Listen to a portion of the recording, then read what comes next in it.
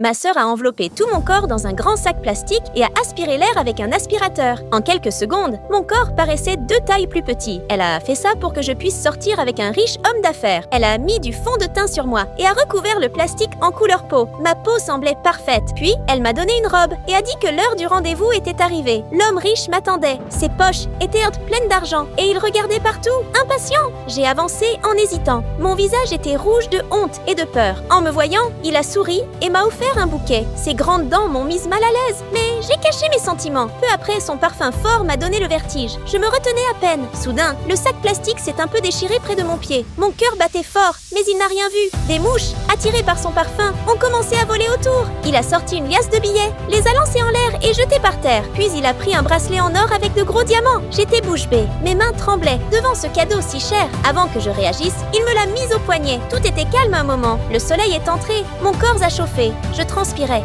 L'air était bloqué dans le sac. Soudain, un grand bruit. Le sac a explosé. Tout le monde a vu la vérité. Je me suis figée. Silence partout. Ma sœur a couru pour ramasser les bijoux, mais elle a trébuché et est tombée. Tous les bijoux ont roulé dans un trou et sans hésiter, elle a sauté dedans. J'étais paralysée par la honte, mais l'homme riche n'était pas en colère. Il a souri, m'a aidé à me relever. Puis, il a enlevé la fausse couche de son visage. Tout le monde s'est tu. Dessous, un visage très beau et des abdos brillants. Il était calme, sûr de lui. Dans ses yeux, pas de colère, juste de la paix. Il m'a regardé sans rien dire, avec une compréhension étrange, comme s'il savait tout. Ce moment est devenu une leçon pour moi. Ma sœur, elle, pleurait de regret. Et pour la première fois, j'ai compris que la vraie beauté n'est jamais dans le faux. Pour la partie 2, abonne-toi et écris partie 2 en commentaire.